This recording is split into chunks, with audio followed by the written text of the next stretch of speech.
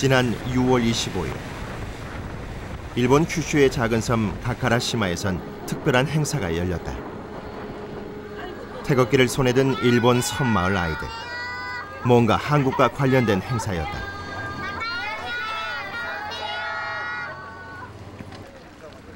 궂은 장맛비가 쏟아지는 가운데 수백여 명이 모여든다. 도대체 무슨 일일까?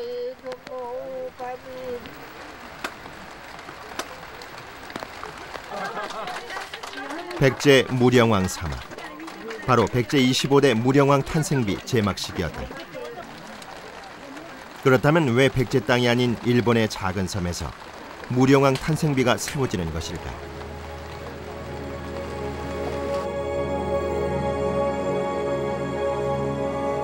(1500년) 전 격동의 시대를 살았던 백제 무령왕 사마. 동북아 바다의 주인공. 사마왕 루트의 비밀이 바로 여기에 숨겨져 있다.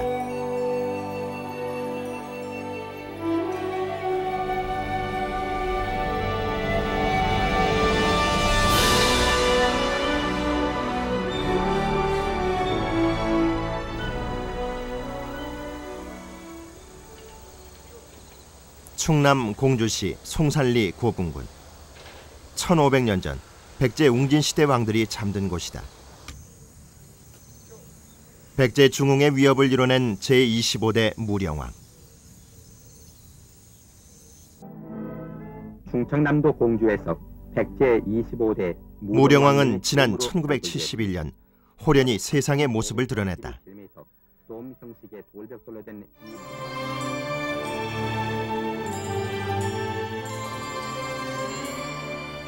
무령왕 부부가 잠들었던 무덤.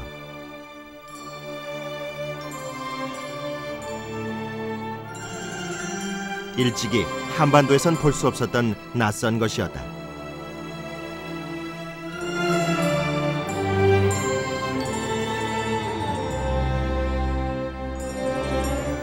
벽돌 무덤 전축분. 이 무덤은 바다 건너 중국 남조의 전통 무덤이다.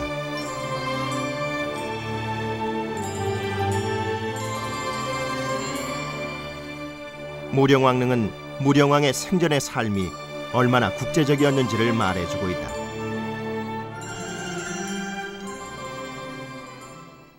중국의 황실을 비롯한 고급 귀족들의 그 묘제인 그 전축분이 이 백제 왕, 그것도 그 백제사에 있어서 새로운 중흥기를 선포하고 실제 중흥을 한 그 무령왕의 무덤으로 채택됐다는 것은 대단히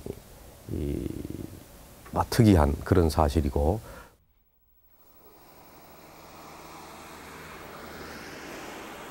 국립공주박물관.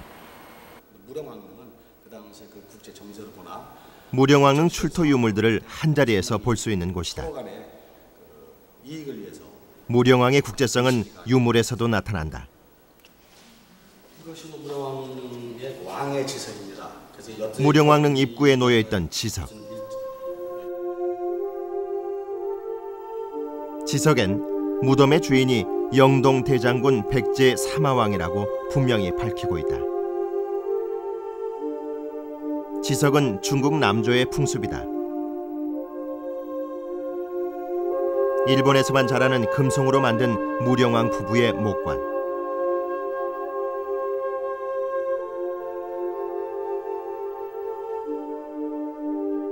화려한 금관 장식은 백제 금속 가공 기술의 결정체다.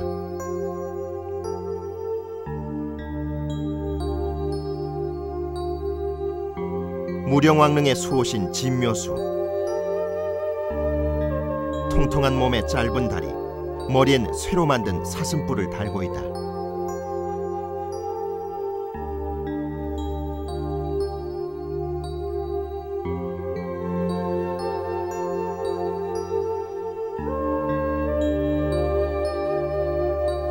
중국 남조의 도자기는 당시엔 최첨단 상품이었다. 무령왕릉에서 출토된 유물이 숫자도 많고 내용도 굉장히 다양합니다만은 우리가 공부하면서 백제적인 것이 다 과연 무엇이냐라고 할 정도로 외래 유물이 많습니다. 특히 중국 것이 대부분을 차지하고 있는데 아마 그것은 백제와 중국과의 교류가 그만큼 활발했다라고. 화려한 다른 유물과 비교하면 초락이 짝이 없는 오수전. 무령왕릉에선 오수전 90여 개가 지석 위에 올려진 상태로 발견됐다.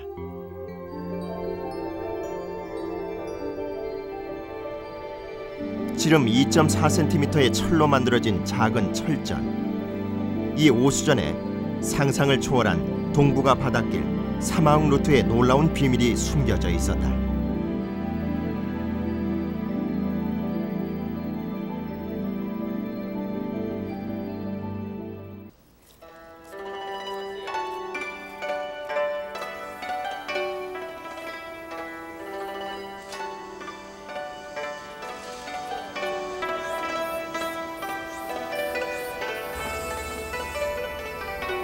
장강 하구에 위치한 중국의 고도 난징.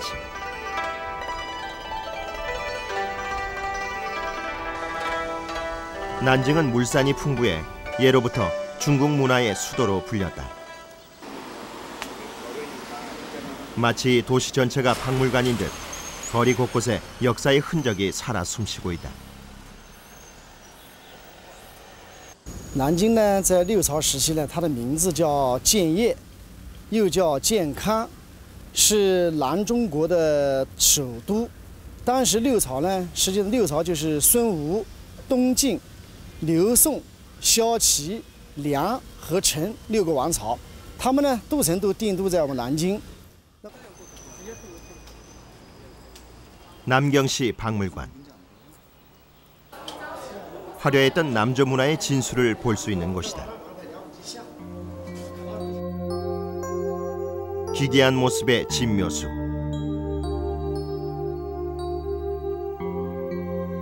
화려한 연꽃무늬 벽돌도 보인다. 초기 도자기 문화를 꽃피웠던 중국 남조의 청자.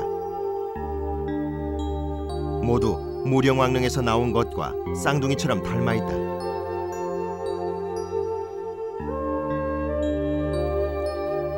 이런 이유 때문에 무령왕릉은 중국 남조 문화를 이해하는 귀중한 자료가 되고 있다.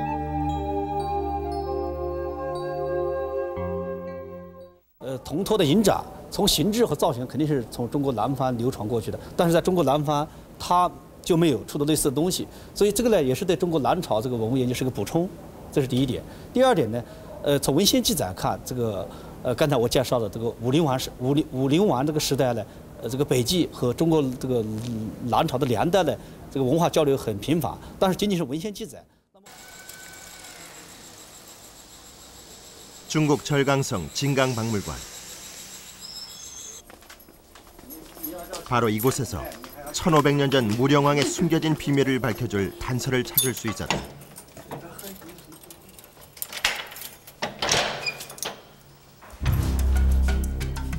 수장고 깊은 곳에 보관돼 있는 오수전.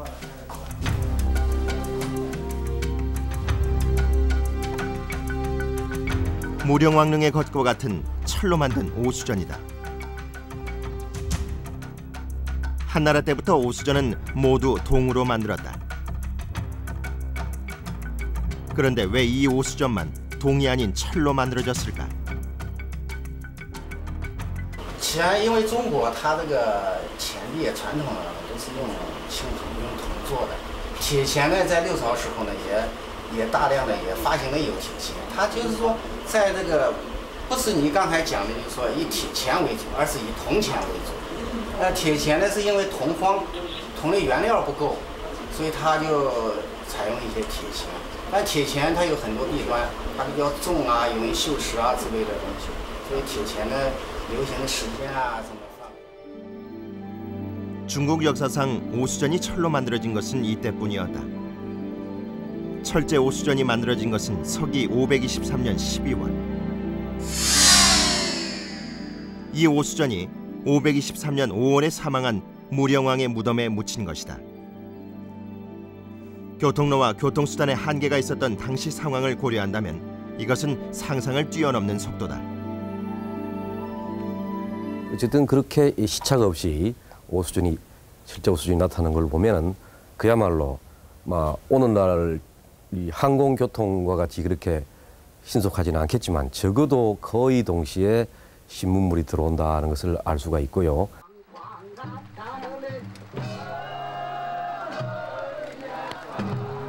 무령왕 탄생비가 세워진 일본 카카라시마.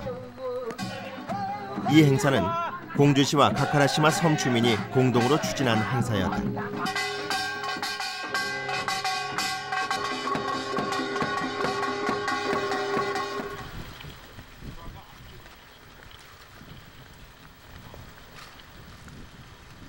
카카라시마 해안가. 여기엔 동굴 하나가 있다.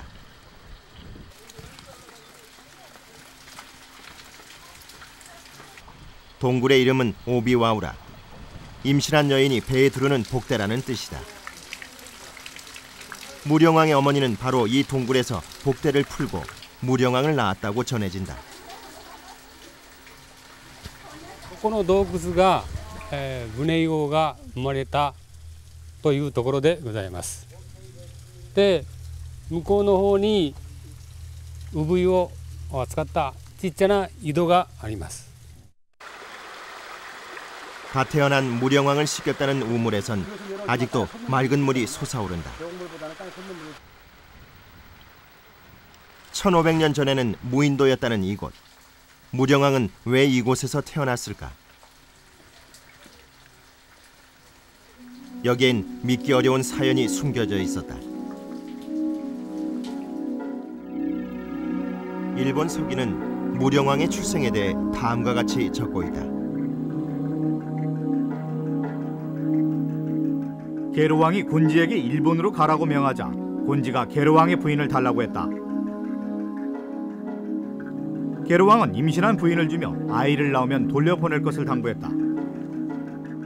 강나섬에서 아이가 태어났다. 그래서 아이의 이름을 사마라고 했다.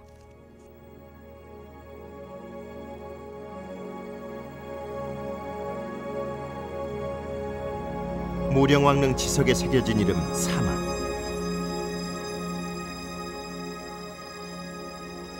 사마는 바로 섬을 뜻하는 일본 말이다. 일본의 작은 섬에서 태어나 백제 25대 왕에 등극한 사마 무령왕은 그 출생부터가 이렇게 국제적이었다.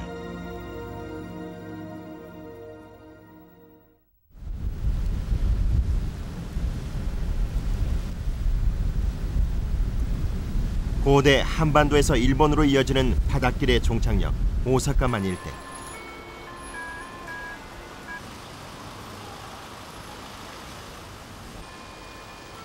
바로 일본 최초의 고대 국가가 탄생한 곳이다.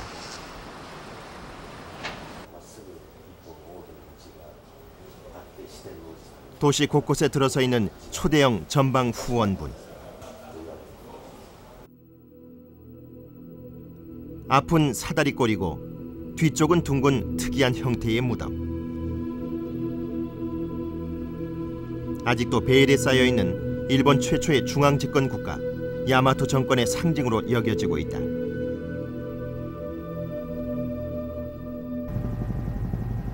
닌도쿠 천왕릉. 하늘에서 보지 않으면 전체 모습을 볼 수 없는 거대한 무덤.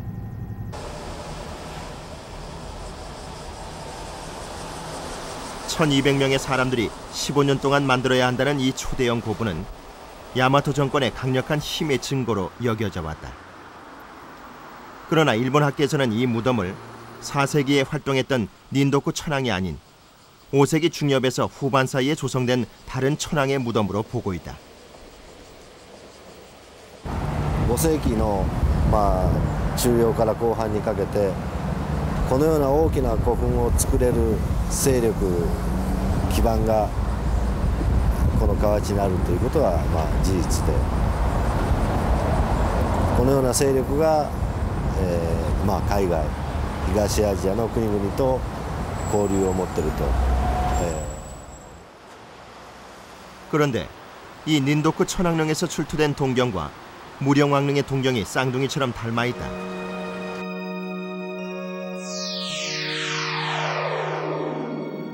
가운데 9개의 돌기, 동심원의 배열, 바깥쪽 7개의 돌기. 놀랍도록 일치하는 두 동경은 무령왕과 무덤의 주인공 사이에 특별한 관계가 있었음을 보여준다.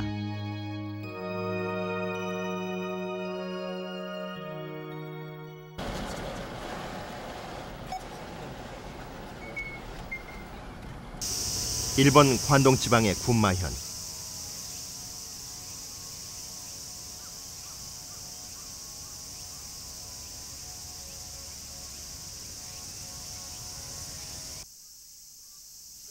군마현은 고대 일본의 말 공급지로 야마토 정권의 배후 핵심 지역이었다.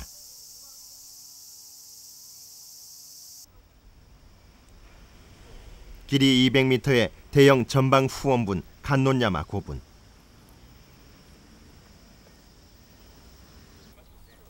(6세기) 중반 군마 최고 수장의 무덤으로 추정되고 있다. この古墳の、豪族は、韓半島へ、出かけていっている可能性があるかなと思います。 놀랍게도 한반도에 다녀왔을 가능성이 있다는 무덤의 주인공. 군마 현립박물관에 보관된 출토 유물에서도 이를 확인할 수 있었다. 출토 유물 가운데 가장 주목받는 것은 바로 동경이다.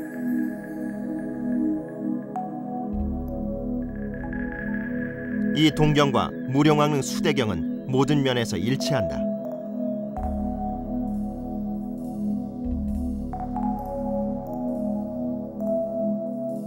문양이라든지 여기에 좀 남아있는 저런 흠집 또는 그 문양의 그 어긋난 부분들한데 이런 것들이 거의 뭐 흡사하다고 봐도 그러니까 거의 같은 틀에서 찍어냈다고 보시면. 놀라운 국제성과 속도를 보여준 오수전과 동경. 무령왕은 바다 건너 중국 남조와 일본 곳곳에 왜 이렇게 다양하고 깊은 교류의 흔적을 남겨놓았던 것일까?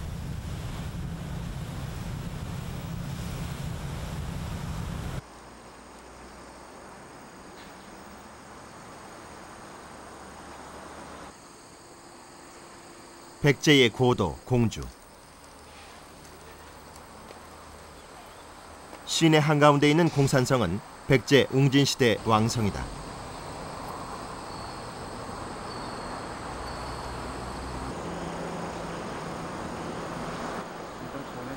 그러나 공산성은 백제의 아픔을 간직하고 있는 곳이기도 하다.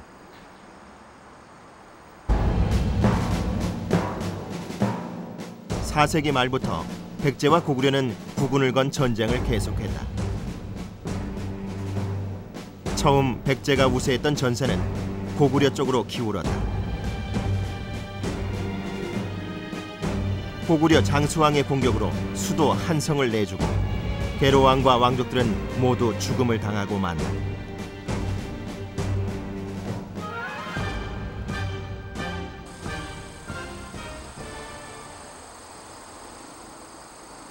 신라의 구원을 청하러 갔다 겨우 목숨을 건진 문주왕이 급히 왕궁을 옮긴 곳이 바로 이 공산성이다. 그러나 백제의 위기는 계속된다.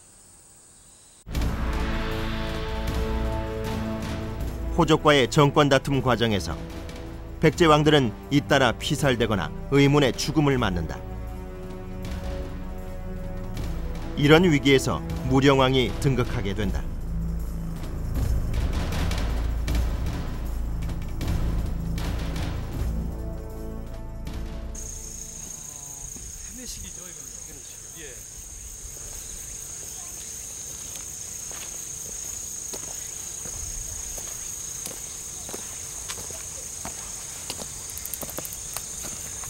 이건 이제 그 산의 어떤 한 8부 능선 정도를 따라서 돌로 축종한 태매식 산성으로 이제 생각이 됩니다. 이 성은 이제 그 사비성의 외곽을 지켜주는 그런 이제 의미도 지녔다고 볼 수가 있습니다. 충남 부여군 성흥산성. 백마강과 주변이 한눈에 내려다 보이는 천혜의 요새다. 이곳의 옛 명칭은 가림성.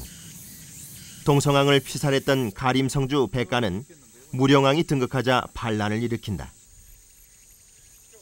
이때 무령왕은 백가의 반란을 진압하면서 호족 세력의 저항을 일거에 제압한다. 바로 이제 이러한 이제 백가의 반란을 진압함으로써 문영왕은 이제 여타 호족 세력들을 제압하고 이제 왕위에 오를 수 있는 길을 열게 된 것이고, 그리고 나아가서 이제 안정된 왕권을 구축할 수 있는 그런 계기를 마련했다. 이렇게 이제 평가를 해볼 수가 있을 것 같습니다. 그러나 무령왕에겐 더 큰 난관이 버티고 서 있었다. 그것은 잃어버린 바닷길을 되찾는 것이었다.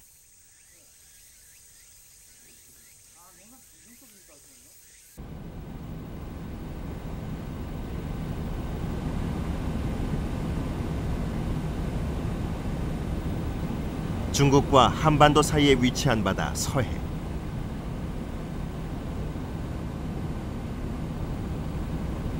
백제는 두 가지 대중국 항로를 가지고 있었다.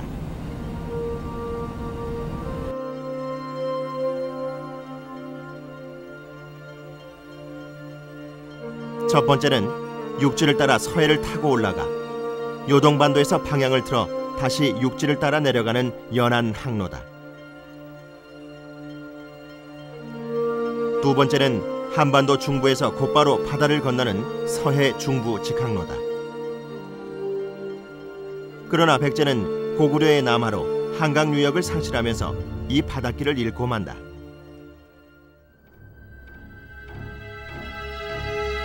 고립된 백제의 몸부림이 삼국사기에 실려있다. 사신을 송나라에 보내 조공하게 했는데 고구려가 길을 막아 도달하지 못하고 되돌아왔다.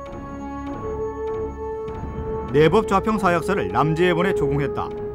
약사는 서해바다에 이르러 고구려의 군사를 만나 가지 못했다. 백제가 차지한 위치는 일본 혹은 가야 이쪽과 중국과 매개하는 어떤 교통 중심선에 있기 때문에 백제가 끊임없이 중국 문화를 백제 거를 받아들여서 백제가 소화를 하고 그리고 가야 혹은 일본어로 전파하는 그런 중심에 서 있다고 볼 수 있는 겁니다.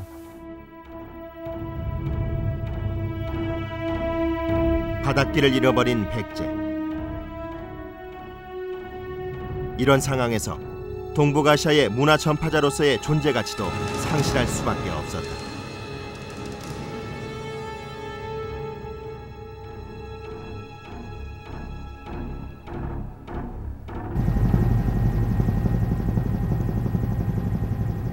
해상왕 장보고의 고향 완도. 무령왕이 애타게 찾던 새 바닷길의 단서가 여기에 있었다. 이곳에는 장보고의 흔적이 곳곳에 남아있다.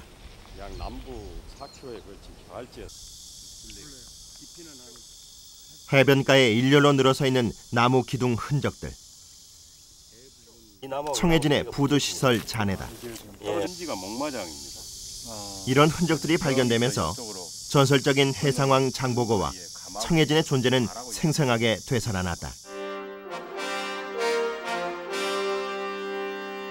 서기 828년 당나라에서 귀국한 장보고는 이곳 청해진에서 당나라와 일본을 연결하는 동북아 상권을 독점해버렸다. 청해진은 동북아 바닷길의 중심이었다.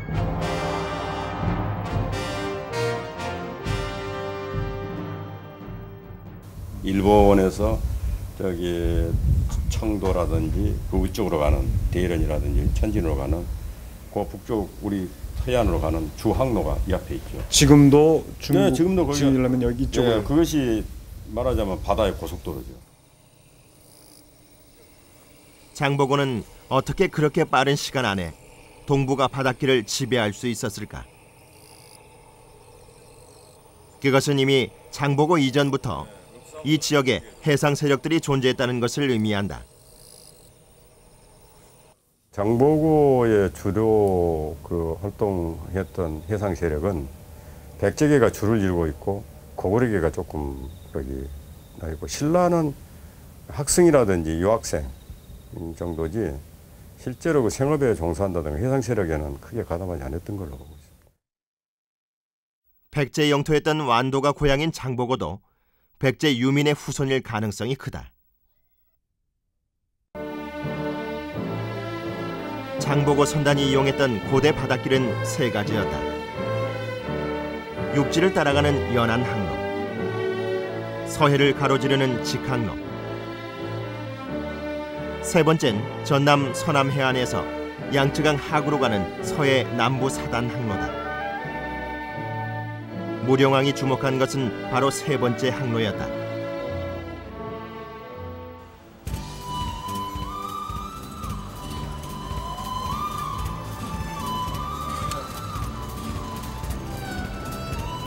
중국 제2의 도시 상하이의 밤거리.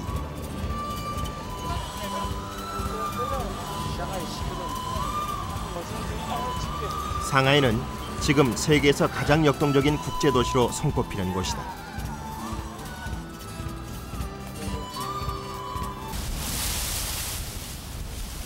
한반도 서남해안 영산강 유역에서 출발해 양쯔강 하구로 이어지는 서해 남부 사단 항로 끝에는 바로 상하이가 자리 잡고 있다.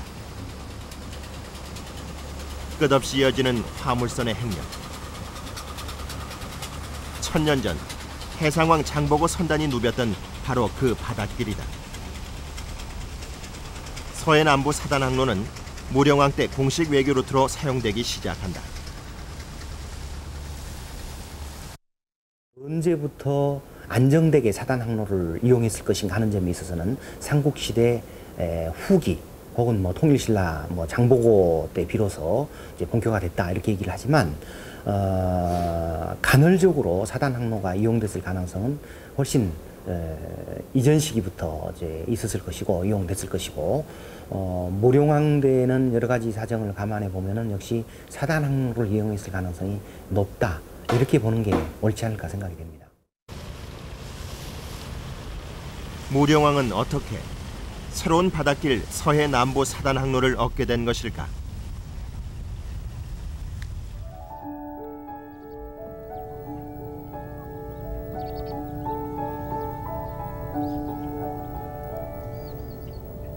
신비의 영산강 유역. 바로 서해 남부 사단 항로의 출발점이다.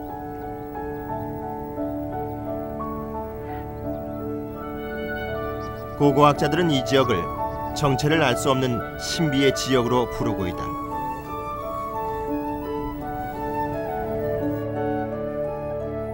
대형 항아리를 관으로 삼아 죽은 자를 매장하는 옹관묘. 독특한 이런 대형 옹관묘가 발견되는 곳은 영산강 유역이 유일하다. 광주시 월계동. 이곳에는 장고분, 즉 전방 후원분이 있다. 앞쪽은 사다리꼴, 뒤쪽은 원형인 낯선 모습의 대형 고분. 일본 고유의 묘제로 고대 야마토 정권을 상징하는 무덤이다. 이 때문에 이 무덤을 놓고 한일 사학계가 치열한 논쟁을 벌이고 있다. 이런 장고분은 유독 영산강 유역에만 5세기 후반에서 6세기 초반에 걸쳐 10여 기가 분포하고 있다. 이런 사실은 영산강 유역에 독자적인 세력이 있었으며 5세기 후반 백제의 혼란기에 일본과 개별적인 교류를 하고 있었다는 것을 말해준다.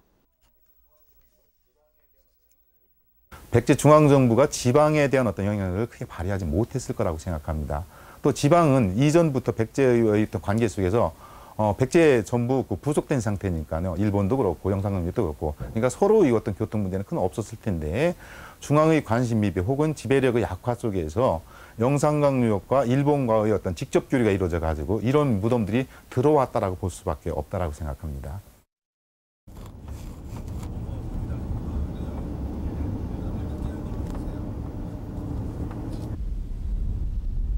영산강 유역의 나주 포감리. 이곳에는 아파트 무덤이라는 별명이 붙여진 나주 포감리 고분군이 있다. 이 고분에서는 43기의 묘가 발굴됐다.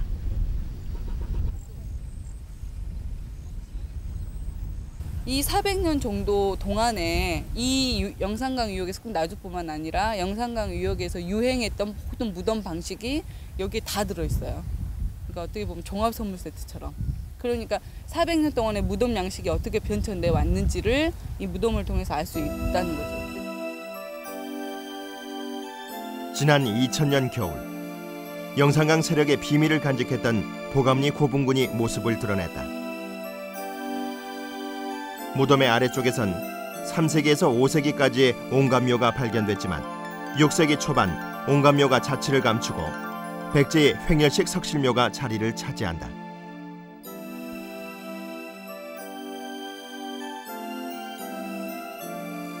이런 영산강 유역의 무덤의 변화는 지배 체제의 변화를 말해준다.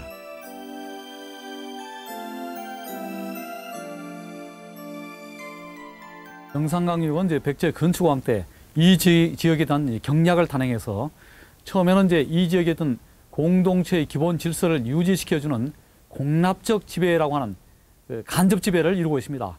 그러니까 영산강 유역의 토착 세력의 존재를 인정해주는 선상에서 이 지역에 어떤 공물을 징수하는 그런 간접 지배 형태에 머물러 있었던 것입니다. 그러다가 이제 그 5세기의 말경 동성왕 때 와서 이 지역을 이제 직접 백제 영토로 편제시켰다. 이렇게 이제 볼 수가 있을 것 같습니다. 그런 단계를 이제 거친 다음에 문영왕 때 와서 온전하게 이제 백제 영토로 영산강 유역이 이제 들어왔다.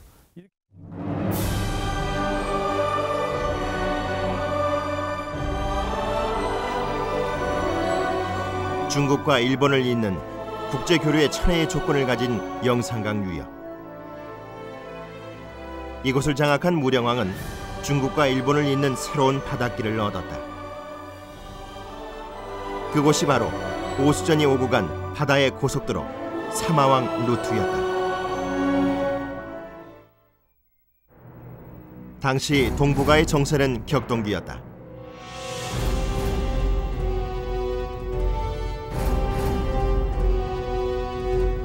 중국은 북조와 남조가 대치한 혼란기였다. 한반도에선 백제가 고구려에 밀려 한강 유역을 잃고 말았다. 동맹국인 백제의 쇠퇴는 북조와 대치 중이던 남조에게 큰 타격이었다. 尤其在中国3到6世纪，这个高句丽很强大，但是中国南方北方呢，基本上是拉锯的，就是势力相当的，所以南方没有统一北方，北方也没有统一南方。 서기 521년 무령왕은 양나라 무제에게 네 번째 사신을 보낸다. 무령왕이 사신을 보내 고구려를 거듭 격파하고 강국이 됐다고 전해왔다. 무령왕은 동북아 바닷길을 장악하고 백제 부활을 이루면서 동북아 국제무대의 주인공으로 급부상했다. 이때 일본과의 관계도 새 국면을 맞는다.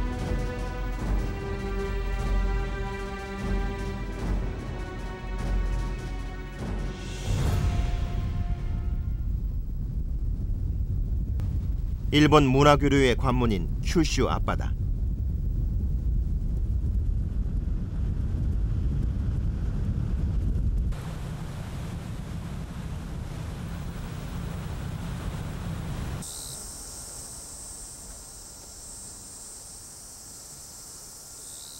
일본 큐슈 구마모토 현의 에다 후나야마 고분.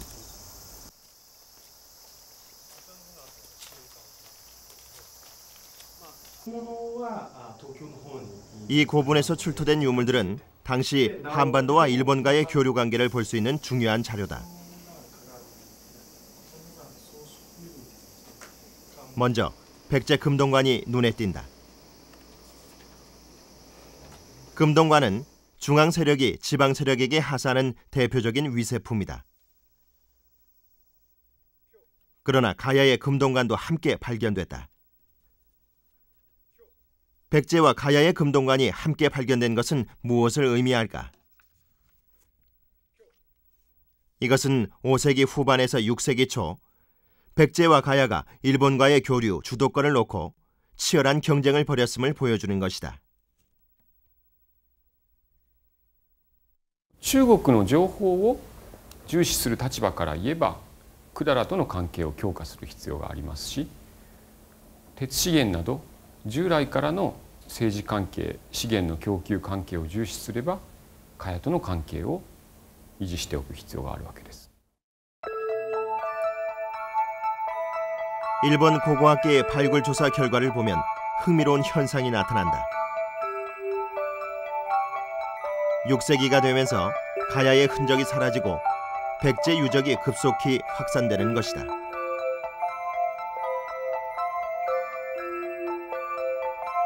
(6세기를) 전후해 일본의 중국에 대한 사신 파견이 중단되고 만다. 백제가 일본의 문화 수입 창구를 독점하게 된 것이다. 当時の韓国と中国、韓国と日本というその辺の日本との橋渡しを仲介をしているのが畝王領なんですよね。だから当時の東アジアの中で特に畝王領が発見されてからですね、特に中国、韓国、日本とその辺の交流っていうのが非常に遺物の上ではっきりしてきましたね。はっきりしてしかも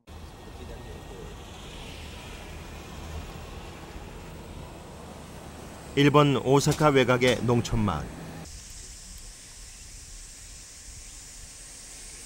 나지막한 언덕에 포도밭이 줄지어 들어서 있다.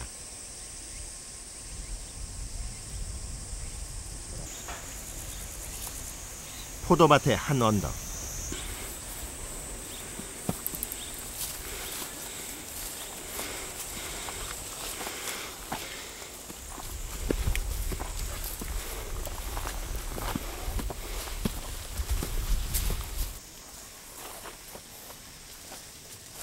한눈에도 익숙한 무덤을 찾을 수 있었다.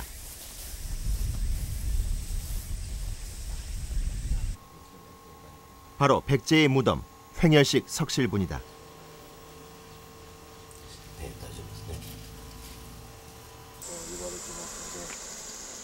지금은 포도밭으로 개간되면서 대부분이 사라졌지만 이 지역엔 아스카베 천총으로 불리울 만큼 수많은 백제계 무덤들이 있었다. 무덤의 주인공들이 살았던 이곳 아스카 가와치는 고대 일본의 핵심 지역이었다.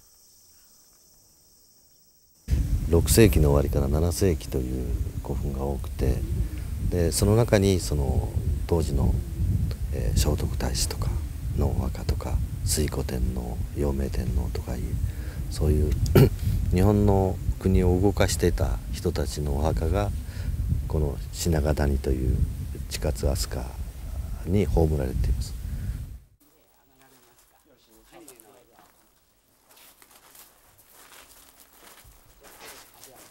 인근 마을의 조그만 신사.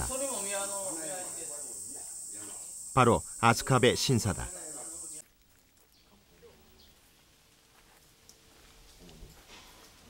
이 신사의 안내문에는 백제 아스카베 일족의 조상신 곤지왕을 모시기 위해 신사를 세웠다고 쓰여있다.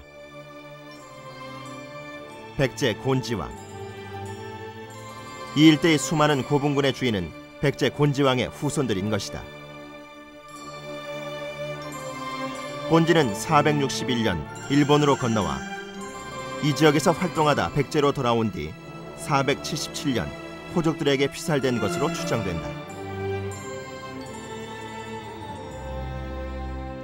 일본 서기에는 무령왕이 계로왕이 아닌 곤지의 아들일 가능성을 언급하고 있다. 무령왕은 곤지 왕제의 아들이고 동성왕의 배다른 형제다. 무령왕은 계로왕의 아들이고 동성왕은 곤지의 아들이다. 이런 상반된 기록에 논란이 계속되지만 최근엔 계로왕의 아들이라는 기록은 신빙성이 낮아지고 있다. 문영왕의 그 왕위에 오를 수 있는 권리랄까, 정당성, 그리고 혈통상에 있어서 어떤 반계가 아니고 격가지가 아니고 직계 계로왕의 이제 왕통이라고 하는 당당한 그런 이제 면모를 나타내주기 위해서 이제 만들어낸 상징 조작된 설악 아니겠는가. 무령왕의 등극에는 아버지 곤지가 백제와 일본에 남긴 세력이 결정적인 역할을 했을 것이다.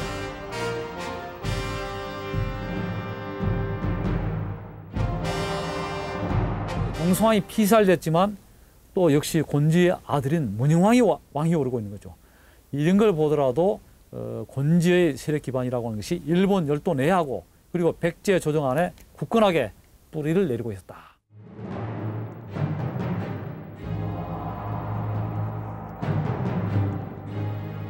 (1500년) 전 일본의 선진문화 공급을 독점하고 막강한 곤직의 세력까지 등에 업은 무령왕. 일본 정권의 핵심에도 격동의 바람이 불어닥쳤다.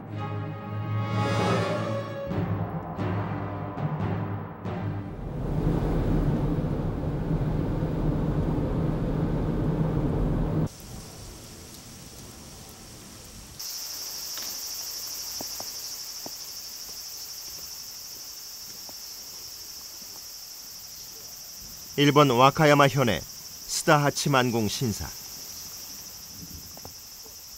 이곳은 무령왕의 재위 시절 일본 천황이었던 게이타이를 신으로 모시고 있는 신사다.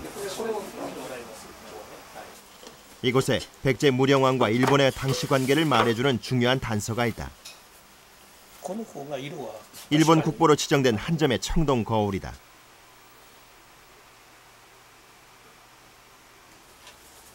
동경의 바깥쪽에는 명문이 새겨져 있다.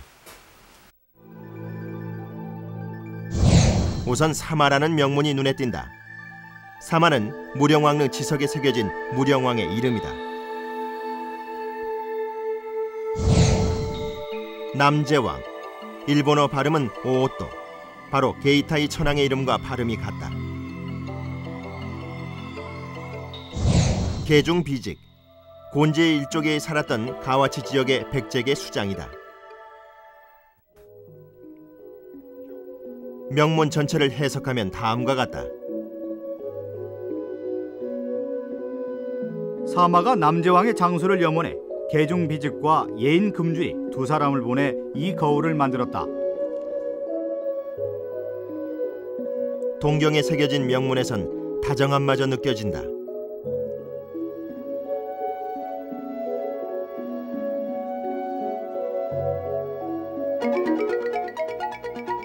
지난 8월 12일자 니온게이자의 신문.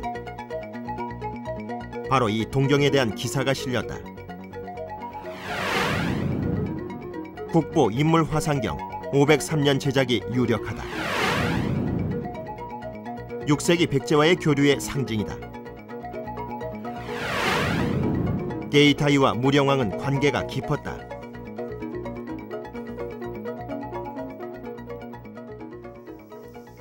일본 학계는 최근까지 스다하치망 동경과 관련해 이런 사실을 인정하는 것을 주저해왔다. 그것은 바로 일본의 현 천황가와 관련돼 있기 때문이다.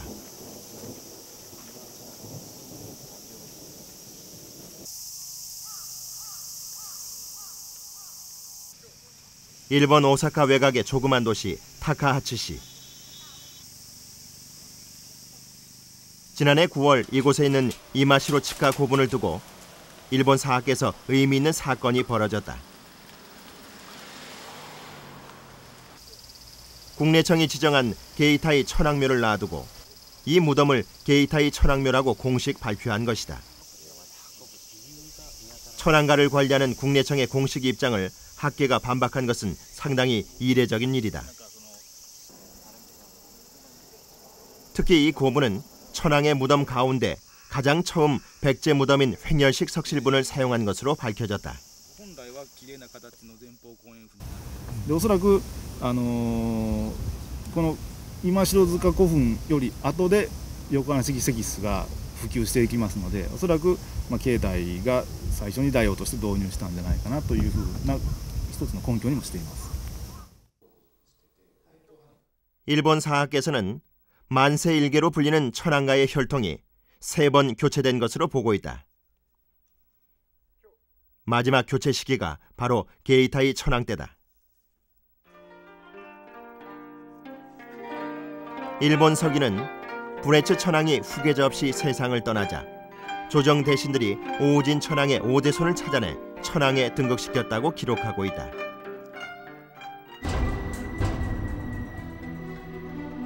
하지만 게이타이 천황은 교토와 오사카를 전전하다 15년 만에 수도인 나라에 들어온 것으로 전해진다.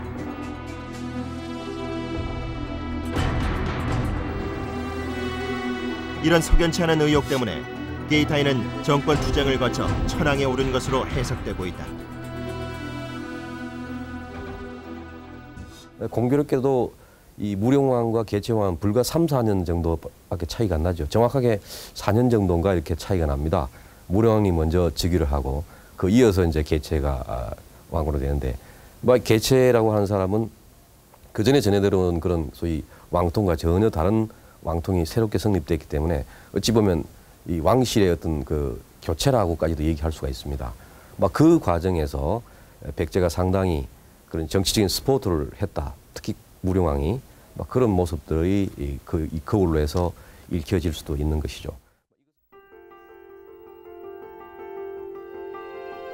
스다 치망 동경에 새겨진 정감 넘치는 명문.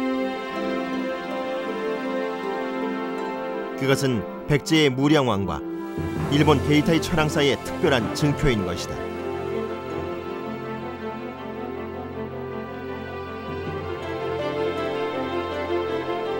그리고 이때부터 백제와 일본은 단순한 동맹 그 이상의 관계로 나아간다.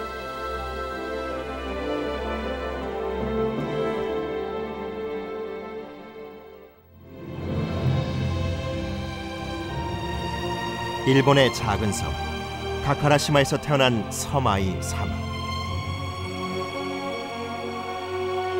패망한 백제의 숙명을 안고 왕이 됐던 사마는 닫혀있던 바닷길을 열고 동북아시아 문화교류의 새 지평을 열었다.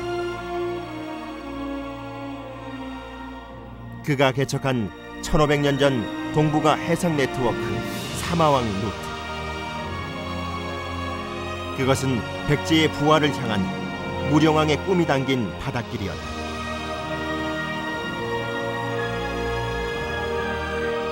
이것이 바로 1500년 전 백제 사마왕 루트의 진실이다.